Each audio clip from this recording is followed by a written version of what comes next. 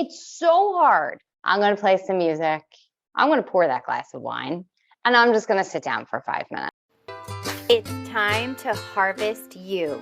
Let's nourish our mama joy by living big and loving bigger. In this episode, we are talking about diffusing the drama. Let's get started harvesting you.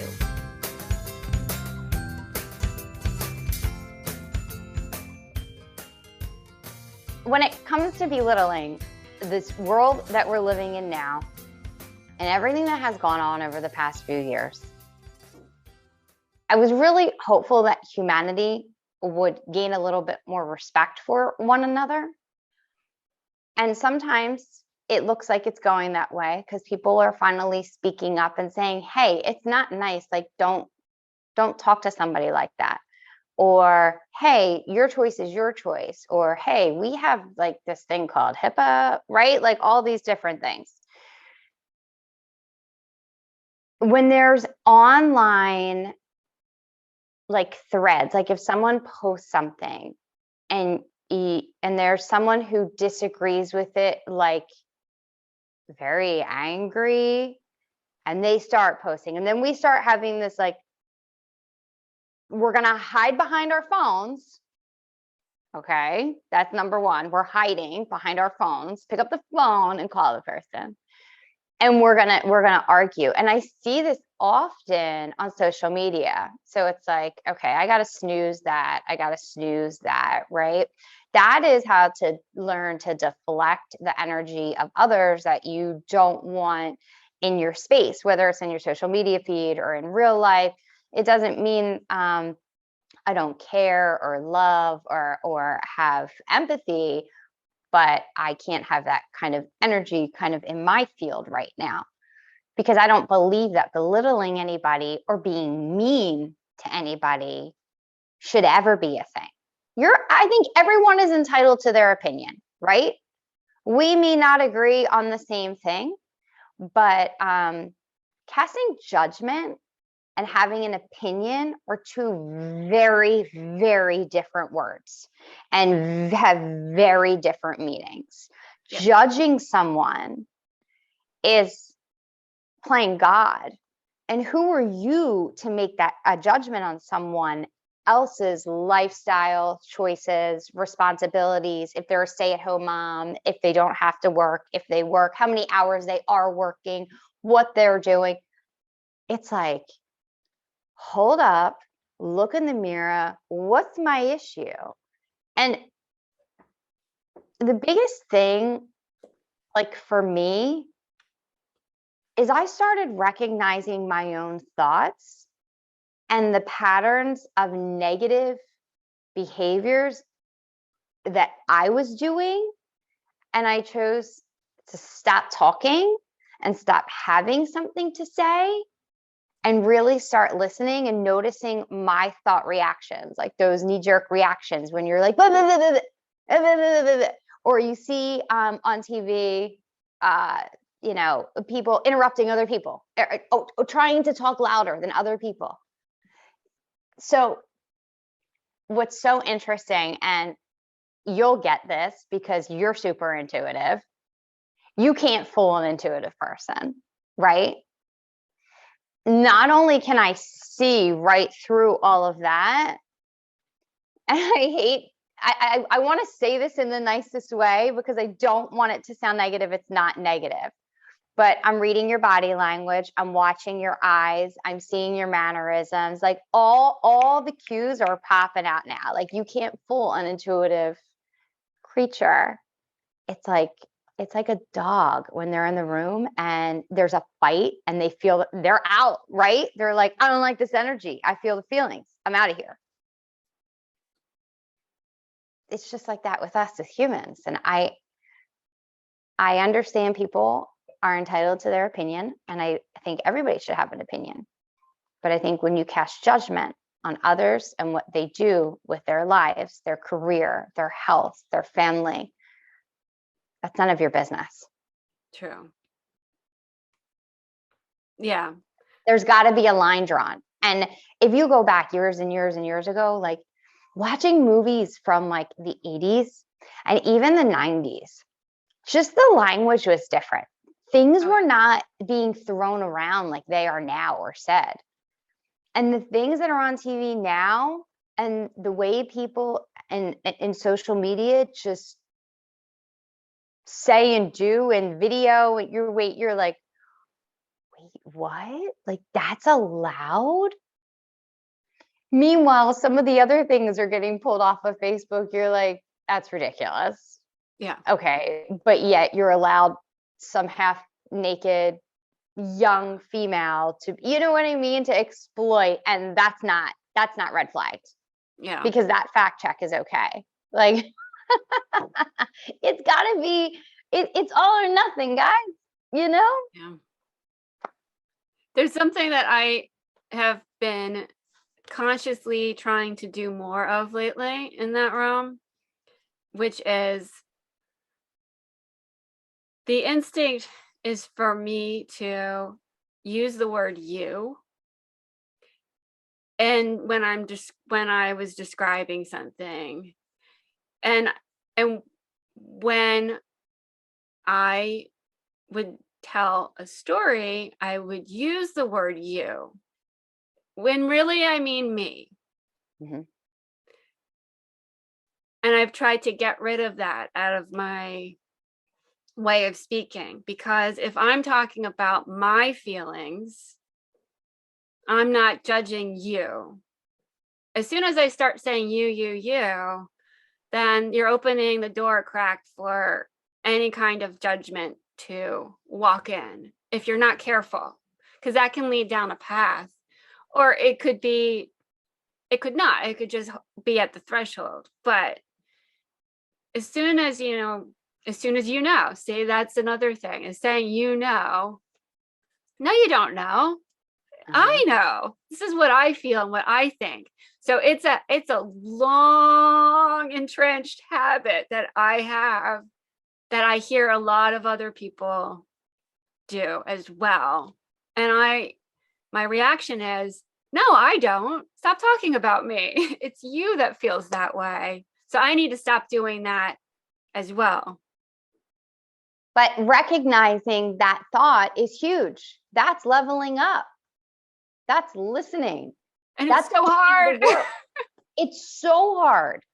But consistency is key. Repetition is key. Doing the same positive things daily are key. Like you said, doing the same negative things daily create negative behavior, and you're going to get a negative result.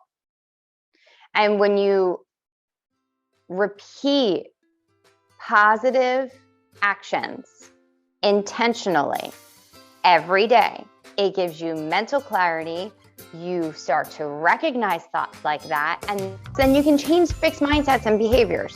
The behaviors that we think are okay and acceptable and that we're used to, and some of them are not, and they're not okay. I'm Theresa with My Fix It Up Life. My husband Mark and I created My Fix It Up Life as a destination for DIYers, pro remodelers, and homeowners to benefit from our design, remodeling, tool tips, and how-tos to help make home projects easier. Connect with us, Mark and Theresa, at My Fix It Up Life.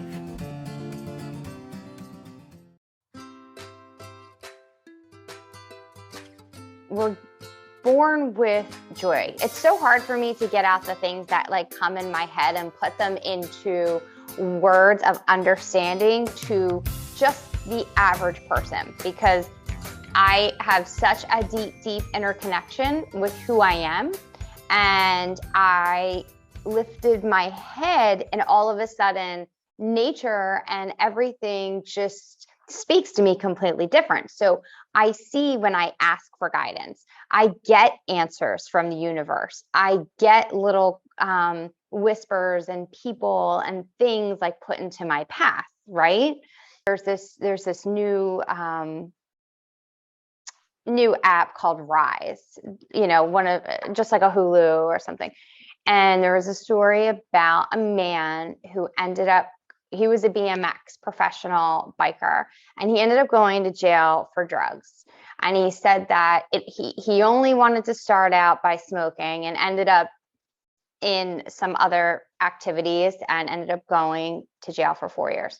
And when he went into his jail cell, he was on the top bunk and he looked up and there were words of wisdom that were written on top of, on the ceiling. And I don't remember what they were. I didn't write this down because this is just coming right off the top.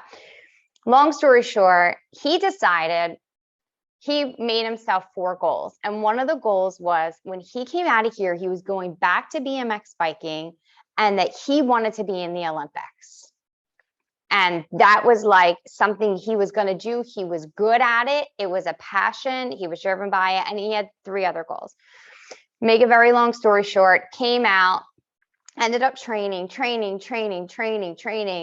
out his knee, had to have knee surgery, was told he can never bike again. So he started teaching other people. He started training other professionals. And they ended up winning.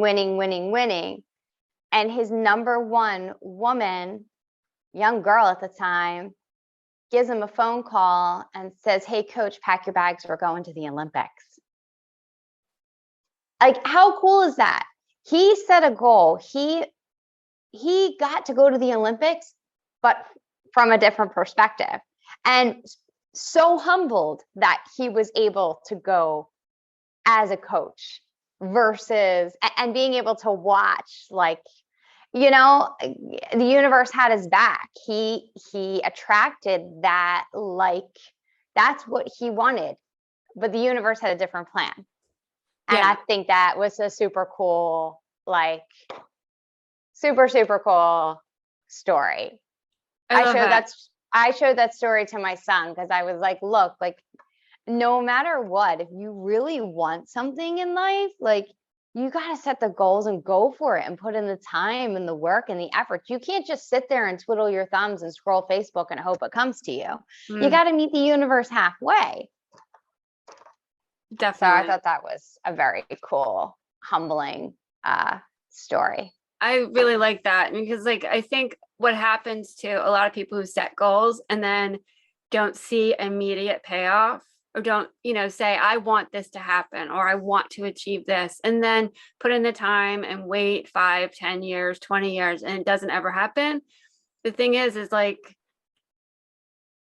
with him, it comes at you sometimes in a different way. Like, yeah. It'll present it in a different way than what you've specifically asked for. So I think, asking for something specific and getting something that isn't the exact thing, but it's like a twist on it, a different way of it being.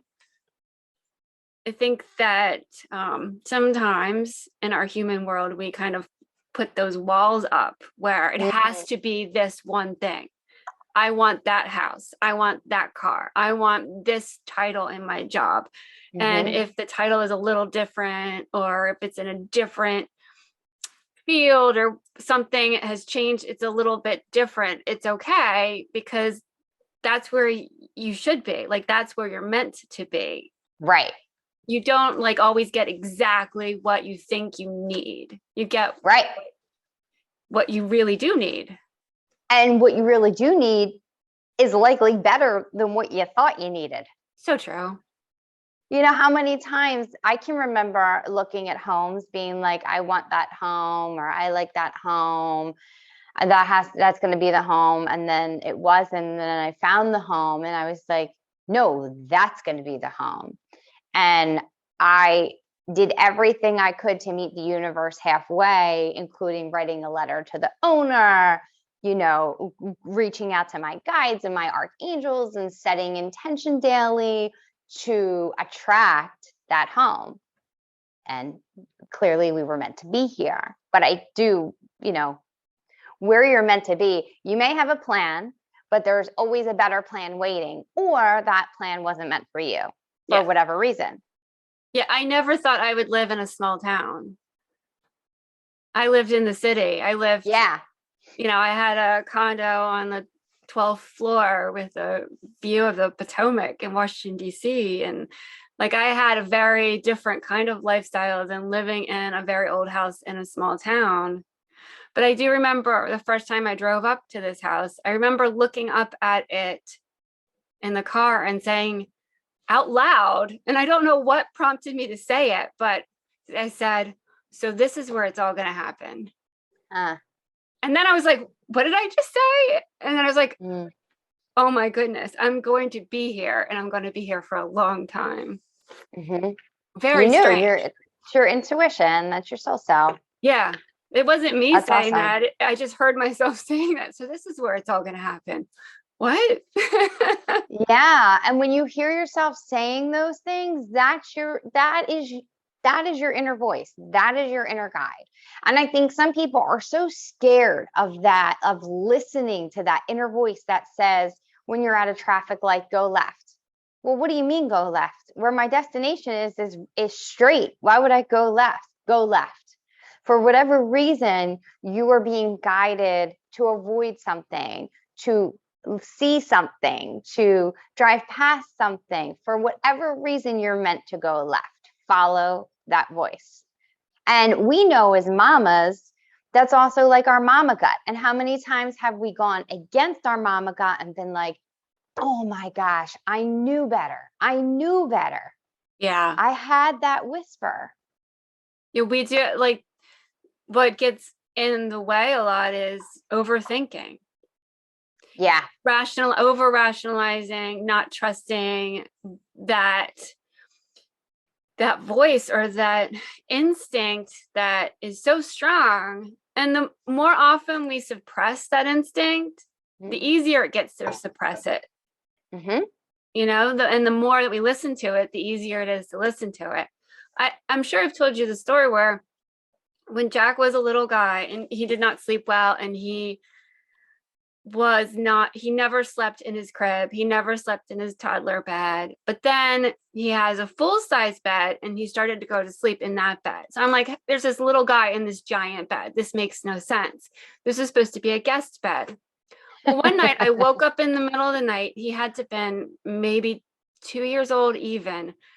I woke up, I walked, and I didn't even know I was like, I had no thought here. I just walked into his room. I put my arms out and he fell out of bed into my arms. I put him back in the bed, and then I walked back into the bedroom and got in bed and went to start to go to sleep. And I was like, what just happened? Wow. But I didn't think. I just got up and did it. And before I knew what happened, it had already happened. So I knew he was going to fall out of bed, and I caught him, put him back, and he never woke up. And he doesn't know what happened. And that is, yeah, you're totally allowing those walls to come down and letting yourself be guided. Yes. And what we do is we put walls up and we don't allow those instincts and that abundance to flow. And the more you open up to it, those things happen. Those things happen to me where I can't all the time explain why I am doing something, but it works out for a positive reason. And resisting it is just nothing ever good comes of resisting those feelings. But I think too, like it's everything else that, if you're, learning how to play an instrument or gardening, the more effort you put into it, the more time that you nurture it and listening to that voice and just doing and not questioning it, just going with it and doing it over and over and over again. Yeah.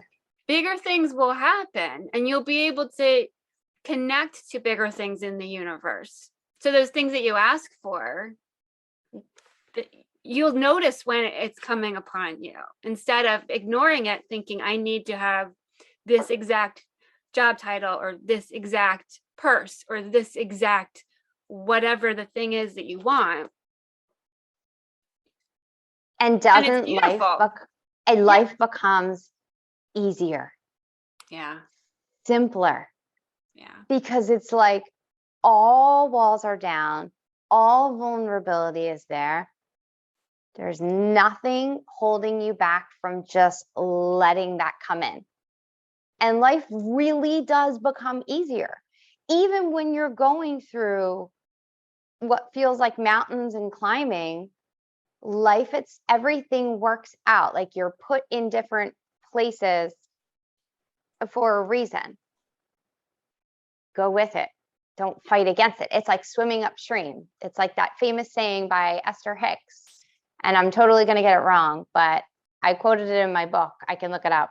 It's something about, you can either go with the flow of the stream, or you can swim against it. Either way, it still flows. Yeah. So by swimming against it is exhausting.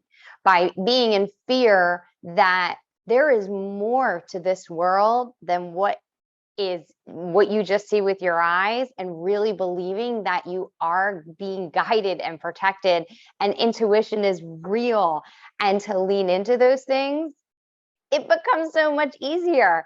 But I feel like we learned it backwards. So we're gifted this birthright of joy and abundance, but we learn to start to put up walls of fear and worry and self-esteem issues, and the way we look, comparison, all these things start to get in the way of the abundance that we had allowed in for so long. Like, just think of like looking at a child and how they play, and how their own, they're in their imagination and their world. Well, if we could keep that part as an adult, instead of living through our 20s and our 30s trying to figure out and feeling the tug of war pull, there doesn't need to be that tug of war pull. It's not necessary. We get in our own way. We do. We do. That's the human challenge of being distracted by all these physical trappings, all these physical things, things that numb our senses, things that, like alcohol and drugs and, eating lots of sugar and stuff like that, yeah. Things that we do to distract ourselves from what's going on. And it's hard. I mean, our human nature is to like look for pleasure, look for, what's the easiest thing we can do? How's the easiest way that we can, get food and shelter and have fun and smile? Like, how can we get there the quickest? And usually that path, if we go after in those quick fixes, they're temporary. They get in our way of the bigger things. They're little like Mark always says, you pick up you miss the dollar, you pick up the dime, like you skip over it. You miss the big payoff because you're looking at these little things along the way, and they're distracting. They are distracting. And sometimes it's fun to indulge in things, and sometimes it's fun to I just need a mental break, and I'm just going to have this glass of wine and piece of cake, and here I am. But making that be the habit instead of the other way of listening to how you feel, understanding how your body is reacting to things, and not just like physically with pain and pleasure, but with the other senses of like, ooh, like the energy is different in this room, or I can tell that you are unhappy even though you're smiling, and being able to see that and being able to have an appropriate supportive interaction. And I think that as children, there's a lot of teasing, a lot of like trying things out, and it ends up kids get self-conscious, embarrassed, and not wanting to be different, not wanting to stand out, not wanting to, and muffle that sense of connection to the universe.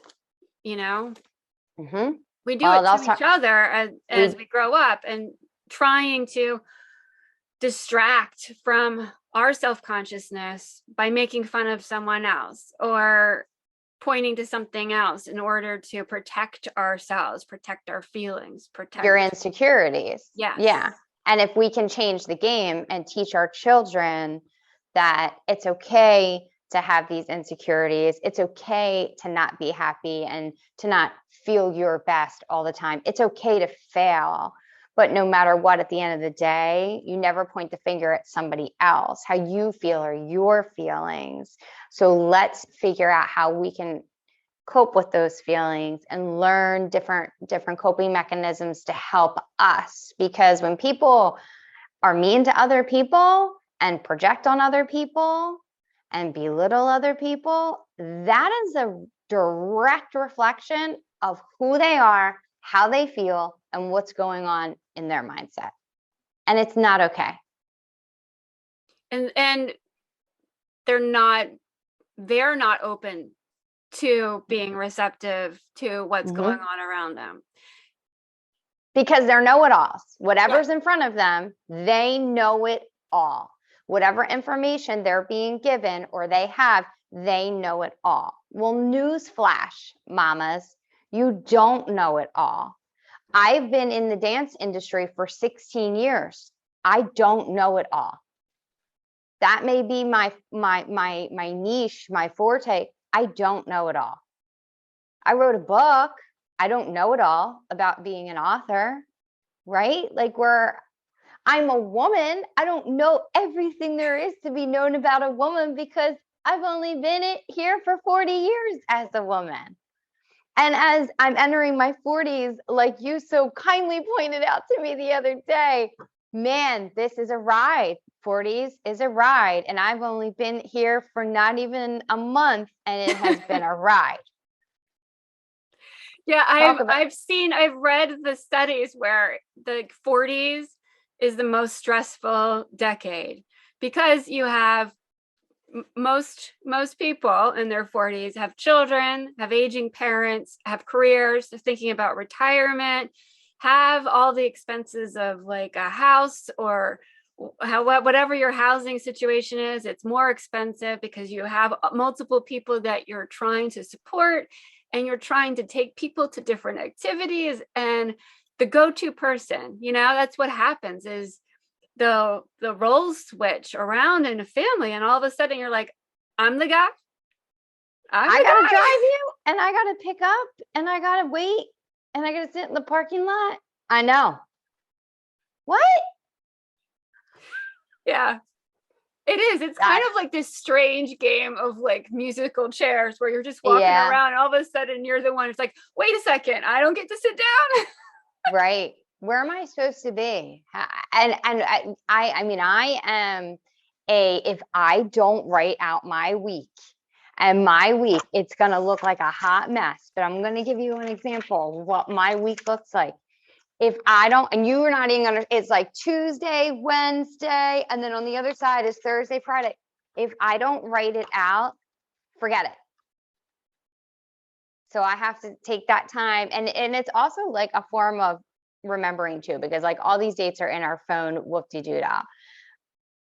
I need to like physically see it, write it, remember it, like times 4. Yeah. my little old school notebook too, that I keep everything in, because I can fill my entire day and many days in a row never doing anything that's on my personal list of things to do. There's so many things to do around a house when there's a family and there's friends and there's all kinds of other obligations that I could fill my days very easily and never do any work, never earn any money, no do anything, and still not sit around. That's why one of the things I hear a lot of moms like complaining about is the belittling of being a homemaker, of being a stay-at-home mom, however you call that role. That's a very big role. That's a very, very, very, very time-intensive role. And whether you have one child, no children, 5 dogs, a home to take care of, if you have aging parent living with you, whatever the thing is, if you are not earning money, earning a paycheck from someone else, still there's enough to do in the day that it's busy, and it can be very busy too. For sure. Laundry, cleaning, keeping your house tidy. I can remember a time, going back to in the beginning of the conversation when we talked about how things just become easier, right? When we let down our guard and we attract and we go with, leaning into nature. And I'm not sure if we recorded that, but we were talking about how once we let down our walls, then and we're more open, more things come in and life gets easier. I can remember a time where I would be in a space like, am I supposed to be more busy? Am I supposed to be doing more things? Right? Like I would have this list and I would do it all. And I feel like I have too much. I'm not keeping busy. You know how I find there's also a lot of mamas that are in that space of, I have to feel like I'm kept busy in order to be productive. To have value, to feel value, to like, yeah. No, you don't have to. You're allowed to take that time for you to like regroup. I mean, currently in my life and how the past few months have been, I feel like I am on a merry-go-round because I'm constantly doing all the same. I feel like my days are becoming very repetitive just because my role has changed. And I do find myself in those moments where like, okay, I'll be in the kitchen. I'm like, I'm supposed to be doing something. I know there has to be something else I have to do. And then now who I am today versus who I was a decade ago is like, no, I need to sit down for 5 minutes. I'm going to play some music. I'm going to pour that glass of wine and I'm just going to sit down for 5 minutes. I'm owed this 5 minutes because I know 5 minutes from now, someone's going to be calling my name or needing something, or the laundry's going to sing and I'm going to have to go fold it. Yeah. This podcast is sponsored by A2D, Addicted to Dance Company. Check us out on the web, a2dance.com. We're growing foundation, giving back to our community, and changing lives is our mission. The other day, John calls me. Ava's calling she was at my brother's house for something she wants to do, blah, blah, blah, blah, blah. And I was like, no, we're not doing any of that. So the next thing you know, Ava calls me and I just shut her down.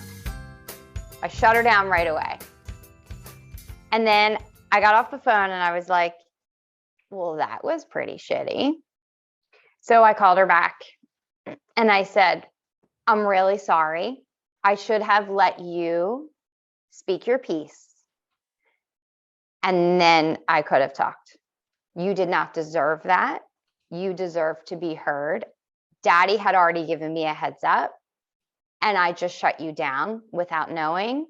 And I never want you to feel like you don't have a voice or you don't get to ask a question. I never want you to be afraid to come to me to ask me something in fear that I'm going to shut you down. So I recognized immediately what I did and I went and mended that so that wouldn't happen again. And what was her reaction? What did she say after you apologized? Did she go through what she wanted to say previously, or did she still feel like she couldn't say it? Well, she was with her aunt and her cousin, and she just said, thank you. I'm on my way home. So when she came home, again, I was like, Ava, like Daddy had already given me a heads up, but it wasn't fair to you. You deserved the opportunity to call me like you did him and give him your whole idea of how you wanted this to go. Meanwhile, here's me at my wit's end because I'm in complete and utter exhaustion on Friday at 6 o'clock or Saturday at 6 o'clock. And I didn't want something else added to my plate. So I was a hard no without giving her the opportunity to speak. Yes. And I feel like that's really important. Even if you are a no, even if you already know as soon as you give off the vibes of no, it's shutting them down. And then all of a sudden, the next time, they may not feel like they can be truthful, completely vulnerable, honest. And that's not what I want for my kids. And that's in every relationship too. Even if I For- know that I know what is going to be said to me, especially Yeah. with my son, like some idea, even, when he was little too, I have crazy ideas or want to do these things that were very complicated, would take a lot of time and effort and energy. Listening to his idea helped me to be able to understand what he wanted to get out of that experience, that idea of doing Yeah. it. Because then I could have the opportunity to suggest something that was a compromise. So like Mhm. he would still get out of it a little bit of what he wanted to achieve, but I wouldn't have to, build an entire obstacle course in my backyard for him to achieve it. We could still create something that could give him what he needs. And I think Yeah. that's with everybody. Shutting someone down and not hearing them truly speak what they really want to tell you, you're missing. There's something in there that you're gonna miss if you shut them down. There's Mhm. something in there that you're going to miss, and then that is going to build a barrier in your relationship with that person. Now, if you want to build a barrier, that's cool, but I don't want to build barriers in my life. I want No. to be present and available. And I do that too. Like the knee-jerk reaction sometimes is like, no, like, please, I can't. Yeah, we're not doing this. Right. My bucket is full. Please just stop. And then like I have to take a breath and then do what you did is, okay, that was not about this person. It's not about Mhm. you. It was about me. And I had too much on my plate for that minute. I needed to find a calm space for my head so I can accept in more information. Right. And I do that to my husband oftentimes at night. I'll say to him, or, when I have a lot going on in a day, I'll say, I have a lot going on in here and I want to be here for you. If there's something that you need from me today, that you really need today, let's talk about it. But if it's not like it can't wait until tomorrow, I can't accept any more information and I am not going to be Yeah. able to fully hear you and help you with whatever it is. I just It's can't. funny you I it's know my funny you limits. say that. Yeah, because my husband says to me, like, as I was preparing for even coming on to talk to you today, and mamas, I may or may not have said this before, but Theresa and I's conversations are unscripted. They are not, we don't pre talk about. We may say like, okay, here's our topic today, but it can go left, right, up, down, either way. And that's what's so awesome and authentic about our podcast. But he comes down and he's on his way to physical therapy and he has an hour and he's like, so do you want to talk about some stuff or do you have stuff on your plate? And it's just like I could see like there was a need for an attention where I was like, do you have something you specifically want to talk about? Because he sees me writing and doing and just getting out my thoughts. And I was like, you know what? I have 10 minutes, just sit down. And we ended up just like talking about whatever, like nothing specific or nothing, that involved any other than like, how are you doing? How are you feeling? What are the plans later? What do you want to have for dinner? Like very just simple, interaction. So I think that's great that you're able to be like a mark like right now, unless it's like something you really need, can you just write it down and later? And it's awesome that he's able to accept that and recognize that. Most of the time he does. I can't say that happens all the time. Sometimes he gets very frustrated with me when I do that. But lately, because I've been doing it, I it's something that I do on the regular. The more that I've done it, the more he understands. And then, but the thing is, I have to follow up with him and then go back the next day or go back to him and say, okay, I'm all yours. What is it that you want to do, or tell me? I want to know about the project that you're building. I want to know about he's renovating a porch right now. I want to know about that. Tell me what happened in that project. So I have to go back. If I don't go back, then the first part's not going to ever work, where I can It's say, gone. I'm full. Mm-hmm. But when I start to get empty, I need to, attend to that, or else it will hurt our relationship in a big way. And he won't trust me when I say that. Well, I'm he'll full. start to put up those barriers like we talked about a little bit ago. Well, it's like that which old, is natural. that old saying where, honey, I have a headache, like every night she has a headache. Well, that's the same thing as putting up that barrier. If you never not have a headache, then there's a giant wall that gets built between two people in a relationship. So Sure. yeah. Sure. Well, I do like, though, that John, he just wanted to connect with you. Like, he just wanted you to look at him and focus entirely on him for a few minutes. Because I think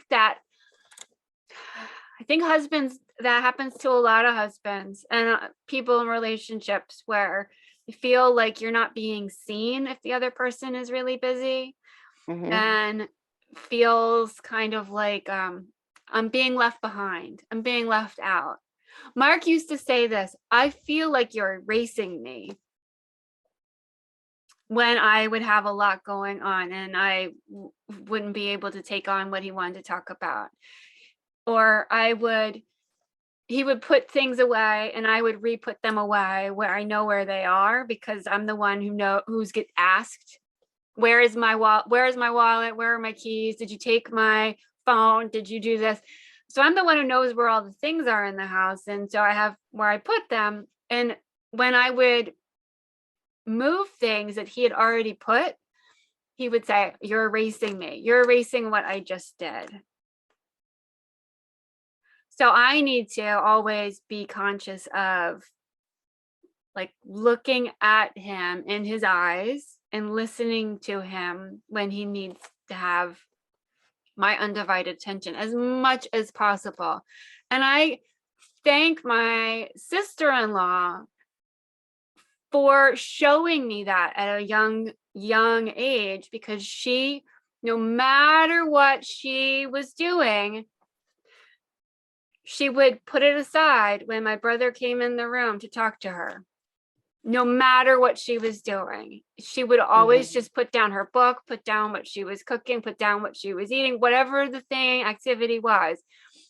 Because my brother takes up a lot of energy and a space. He'll walk in and he'll pace back and forth, a lot of anxious energy, just talk and have worries and have, this and that and this and that and this and that and this and that. And sometimes she would tell him to call our mother because she couldn't listen anymore, but she would always put it, whatever she had aside, and full attention. And I saw her do that so many times that I'm like, and then he would relax. His anxiety would go down and he would then be able to sit and just chill. But growing up with him, he was always that way, always pacing, always just like this nervous ball of I gotta be doing, I gotta go here, I gotta, and seeing her way of being with him, but I'd never seen anyone else be with him that way. And it worked and it made him feel better. I was like, oh, she's onto something. Look at that. So I think of her whenever she was like his balance. She was like his breath. She was like, gave him that space to be him. Yes. Yeah. And that's so important.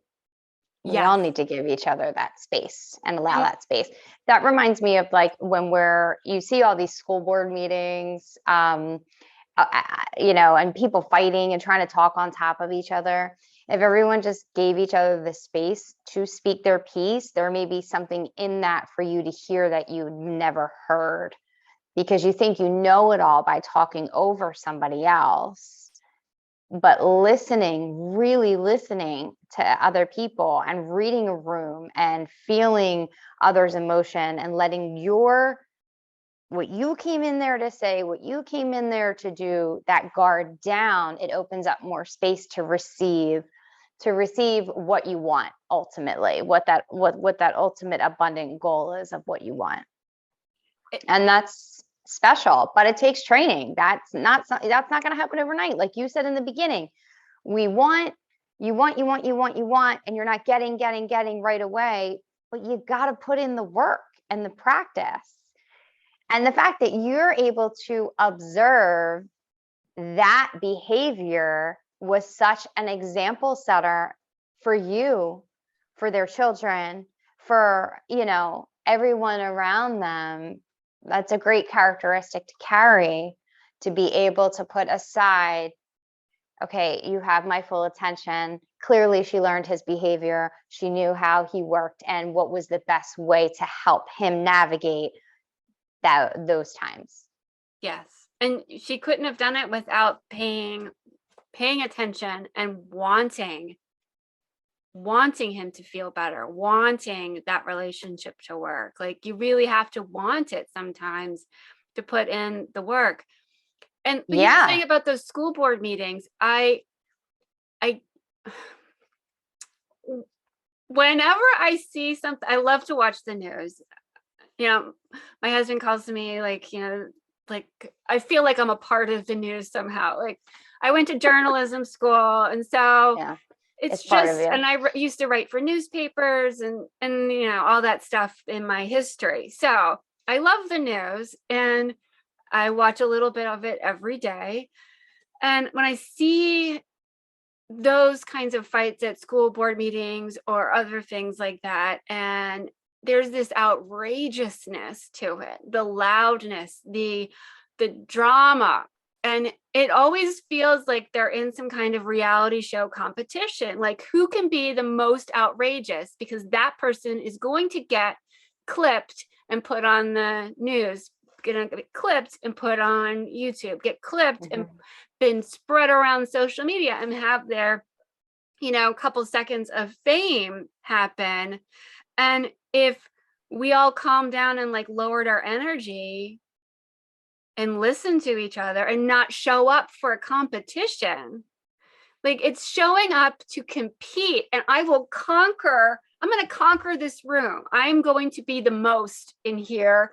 And it doesn't matter if what I want to happen will happen. It just matters if everybody sees me and hears me and quotes me and recognizes me and me. But the point of those meetings is to accomplish something. It's not an audition to be on some who's the craziest school board meeting person, and those people think that they're taking a stand of leadership, but that is not leadership. Leadership is when you teach others to rise with you, to rise above you. It is not to make other people feel small or wrong or scream over them. Yes. It's to give them an equal voice or to help them flow.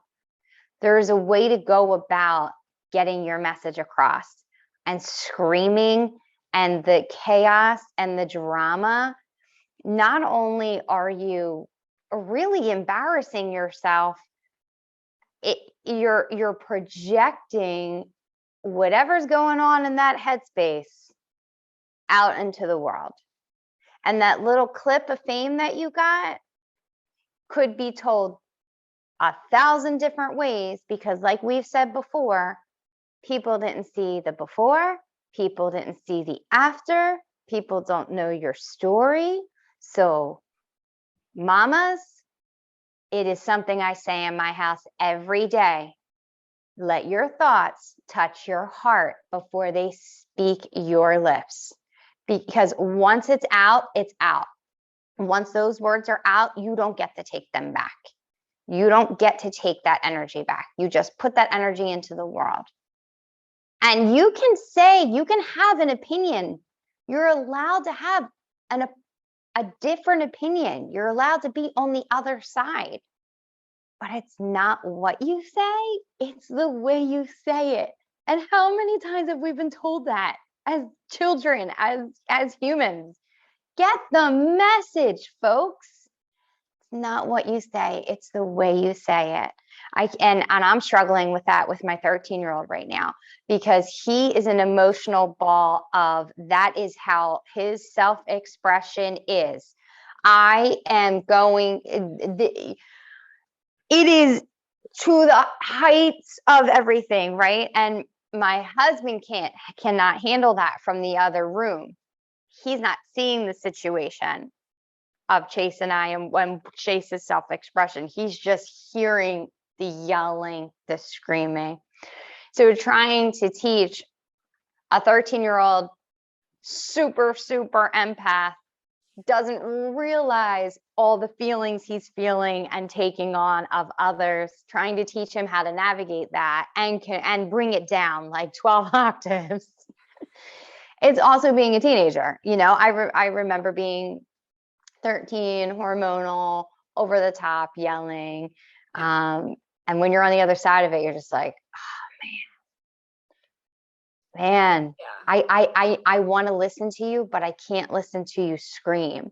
And that's the other thing. When you're hearing people scream, the people who have no interest, like if you're trying to get your message across at a school board meeting or whatever, we're just using that as an example, and you're screaming it, guess who's not listening to a word you're saying? Because your vibe attracts your tribe, and your energy, you're trying to control the room with this negative energy and this force of fierce, like, you just turned me off. Find a different approach. Think about those thoughts. Go rehearse in the mirror. Is that what you want to look like? Some of these news broadcasters who are like screaming on the TV, like to the audience, I'm like, can you please shut that off? Because you just lost me forever.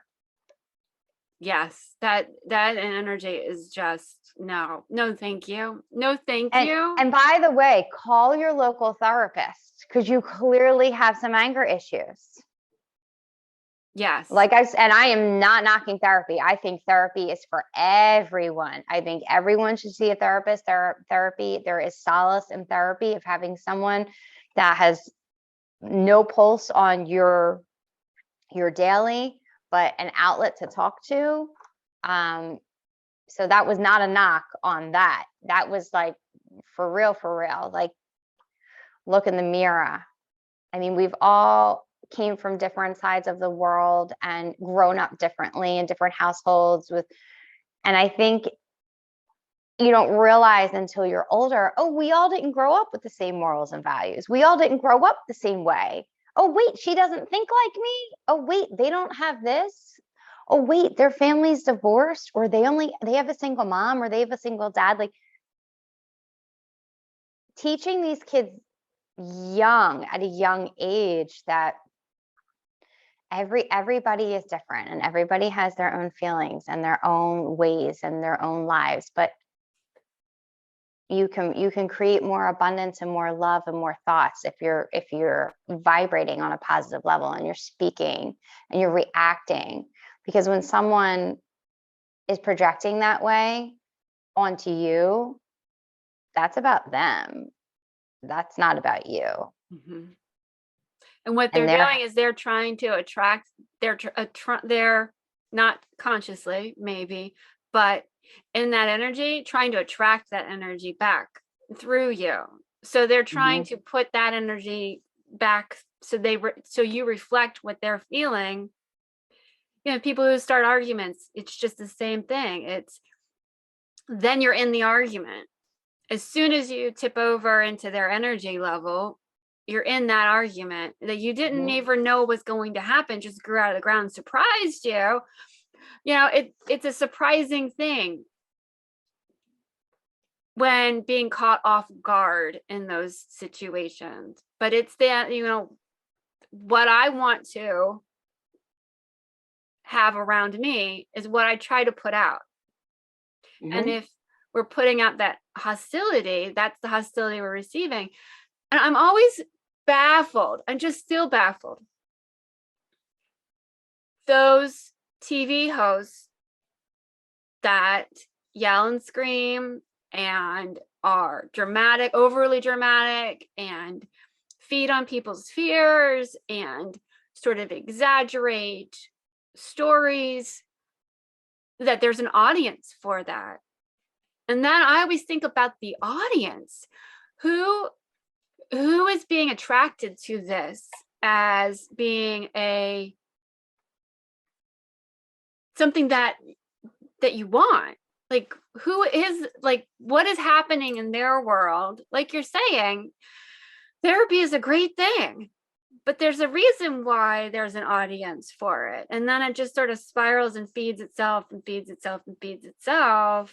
And then that energy then spirals off of that and then moves on to trying to create an argument on Facebook with someone else, because there's that energy that's just spiraled and reinforced that negative energy. You know, it's just, I'd rather be in a positivity spiral and then go and share some happiness with someone else than to be in the negativity spiral and then show up angry and start yelling and try to get my 5 seconds of, look, I'm famous on Twitter. So, well, plus they do attract a like-minded group of people as well that are cheering it on and making it go. And those people, I like to call them sheep, sorry, that kind of just follow, but won't be the frontliners, won't get up front. They'll follow and yeah. You need to look at yourself. You need to have your own voice, your own light. And why are you going that path? Why are you choosing anger, argument, fighting, yelling? Isn't there a better way? Because we are setting examples for the future generations. Like, that is our job. I saw something yesterday about a teacher who went in front of, I guess, the board of her school in Virginia. And she was like straight to the point. And she said, we are not here for you. We're here for creating the future leaders of tomorrow. And this is our job. Our job is to make sure that they are molded and shaped to know that they have choices and they can make their own decisions. And it doesn't matter where they came from, what zip code they grew up with, what skin color they are. Like, she was great. And she didn't scream it. She said it with intention. She said it strongly. She was straight and to the point. She wasn't screaming it. And I felt her impact. I felt like, yep, like that. We need more of that kind of energy. She was being truthful. And she said, you know, there's a lot of people that are afraid to stand up and speak their piece. But our kids are counting on us because they only have so much that they can do or say or ask because they're children. Yeah. And I thought that was pretty cool, since we're talking about school boards, and very inspiring. I even showed my son it, and they asked something. Somebody asked if she was permitted to speak based on her medical history, if she had a what are you calling it? I'm trying to say it without saying it. If she had an excused notice to be present, since she wasn't, since she didn't get the right, if she was able to be in that setting. And she's like, yeah, I do have it. And yes, they do have it. And she's in front of hundreds of people waiting for her 1 minute. And they were like, well, you're going to have to wait a minute until we get clearance. And it's all quiet. And she goes, it's really embarrassing that you're putting me in this position. She's like, there's a law called HIPAA, and I can't ask you if you have this or you have this disease or if you're pregnant or you're this, but you can ask me in front of hundreds of people and put me in this embarrassing, like, no matter what it is or what the topic is.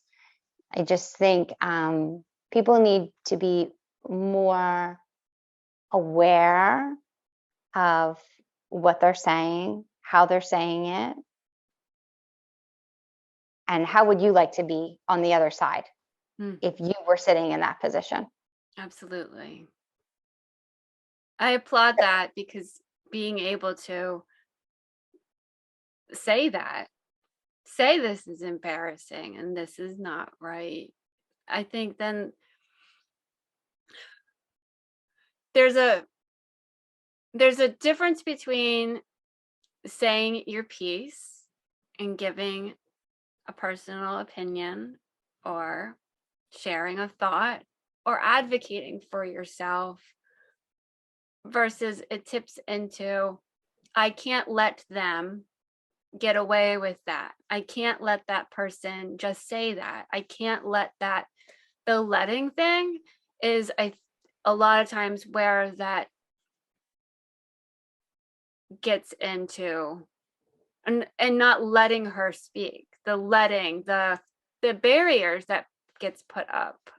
Yeah, like, why shouldn't she be able to speak? Like, like I just said about what's being thrown on TikTok and all these inappropriate, total disgusting, inappropriate used language, showing body, that's all okay. But someone can't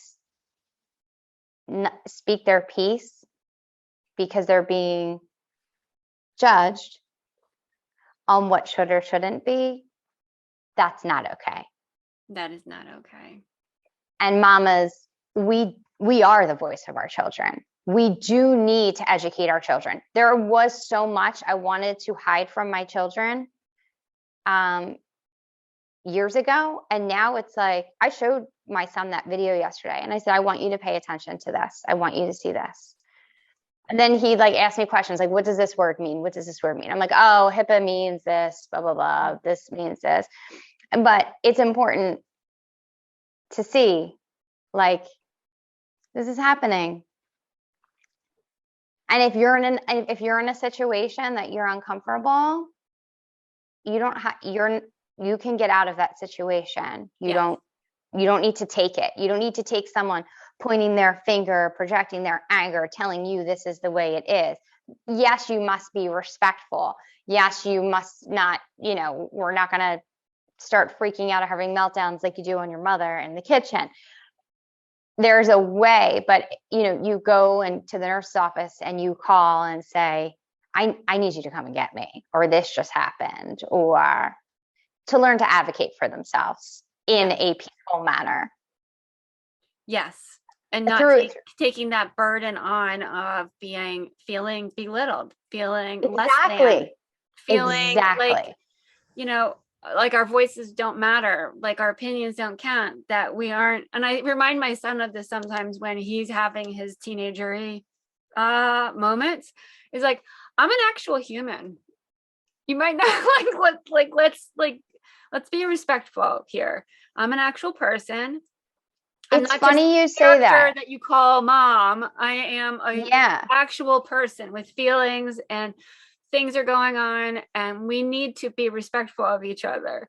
And but I think that gets lost a lot of the times as kids are going through adolescence, is that your parents become these characters who are trying to suppress you or trying to control you or trying to make you do things like take out the trash and the drama of the whole thing. But we're real people. We're not just these, like, we're not playing a role, in a show for you to use as a punching bag. We are real people, and we don't want to be belittled either in our relationships with our children, but we need to teach them through showing them how to be a kind person. We need to show them and not just tell them, especially when they're having those meltdown moments. Right. And we need to be able to talk to them, because the less, like, those little car rides, we had a car ride yesterday to go get Chase's haircut. And the last thing he wanted to do was get his haircut. And the last thing I wanted to do was walk outside because it's 0 degrees and it's freezing. And this is not my weather. So of course I didn't want to go either, but you needed a trim. We had this scheduled. We're not canceling. So the car ride was quiet for a minute because I was letting him speak his piece, but then, or like have his moments. But then I kind of said what you said, I'm not just this person who drives you from place to place. Like, this isn't I don't feel like doing this either. You need to recognize that this is an action that I'm doing for you. And I expect you to find gratitude in these little actions, because they're happening all the time. Whether we're running to pick you up at somebody's house, or we're running you to a sport, or you're doing this, like, that's not just on you who's walking into that sport. And that is something I took for granted as a kid. Looking back now as an adult, is I was just being driven, and I'm the one who had to go do the work and dance for 5 hours and then get back in the car to come home.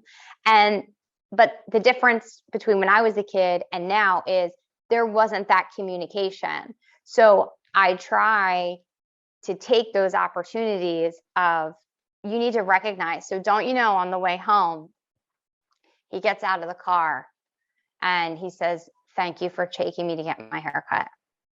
Oh. So he heard me. Yeah. He heard me. And the other thing with my kids, like, when I allow myself to be vulnerable and to show them, when you hurt my feelings, or I'm not just going to put up a wall and shut my door and step over a situation like it didn't happen, because that starts to build up barriers. That starts to break. You start to go like this. And I never, ever want that for either of my kids, for my relationship with my kids, or my husband's relationship with my kids. I can remember Chase saying to me not too long ago, "But I'm only a 13-year-old kid." And I'm like, no, you're not only a 13-year-old kid. And then I went off my checklist of what he means to me as being Chase. And then I went off the checklist of what it means to go through being 13. And I understand your hormones, and you want to be 8 at times, and then you want to be 16. And then this 13 is in between. You're not only a 13-year-old kid. Stop trying to rush life. Stop trying to rush the days. Even though I sit here and say, "Oh my gosh, it's snowing again. Why do we live here? I can't wait for summer." I like looking at the snow. I like walking in the snow. From the inside. But I don't like driving in the snow or being cold. I get cold easily. And I got the heated vest and the heated gloves and all that stuff a handful of years ago. But I think that's great that he's listening to you. Well, and the return of me hearing that he's listening to me, I think is special. And that goes back to, in the very beginning, about being open and meeting the universe halfway, and allowing the signs to show up, and stop blocking them, and follow those intuition, follow those guts, because everything in life does get easier. Even these little bits of relationships. Chase in a different life may have not responded that way to me so quickly. He may have not responded that way to me at all. but it has taken a lot of time, a lot of practice, and a lot of patience, and they're watching. They watch me work out and do my rituals every day and read my angel cards, and like they're watching. Oh, yeah. And they don't miss a beat. Even when you think they're not watching, they don't miss a beat. That's when they're really watching, when you don't think they are. That's the truth, hands down. So being a great example, being who we want our kids to be. Yeah. You want your kid to be a fighter, or you want your kid to be a leader and help make others rise? Yeah. I always think what advice the advice I would give him is the advice I give me. So, and I think a lot of mamas kind of look past themselves a lot and not take the advice they would give to a friend or their child, or support, or support their own dreams the way that they support their kids or their friends or their siblings or whoever it is. And treating yourself in that way, in a loving way, the way that we treat those that we care most about. In doing that, we are opening ourselves up for good things to happen. When we help other people achieve their goals, our goals come too. We encounter other people that can help us and lead us in directions where it's unexpected, where something happens that we'll be able to get to that next place, or get whatever that dream is to happen, and helping others and setting a good example. And they're God winks. I'm still working on the you thing, but but we all have those little goals, and all have those big goals in our days, and I'm glad that we are doing it together. Me too. So thank you, mamas, for joining us. Thank you. This has been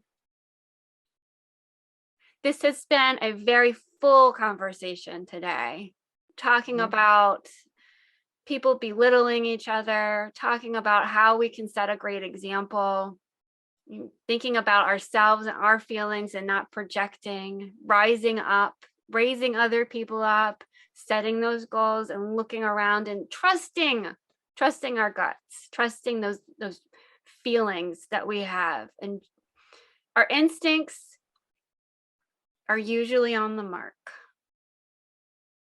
Always. Yeah. So I hope you guys will keep watching and talk to us. We would love to hear from you. And please comment, subscribe. The more you guys comment and share with your friends, the more our podcast organically grows, and we can reach more mamas out across the world, because our ultimate goal is to help you harvest your mama joy. And if you don't have time for this full podcast that we do every week, we do a morning mojo on Thursdays, and little morning mojo to wake us up and start our day in a positive direction. And we'd love to see you there, or visit our Instagram, Harvesting You, and check that out and let us know how you feel about it. What's your morning mojo? Definitely get in the conversation. There's a feed. You can ask us questions during our Thursday morning 555. We had some people comment last week. It's great. Like, ask us questions. If we can speak to it, we see them right away. We can talk about it. Yeah, and it's just 15 minutes in the morning to get started on our day. And it really does set my day in a better direction. Every week we do a morning mojo. So I am grateful for that. So this is the end of this conversation, and I'm going to say thank you. Thank you.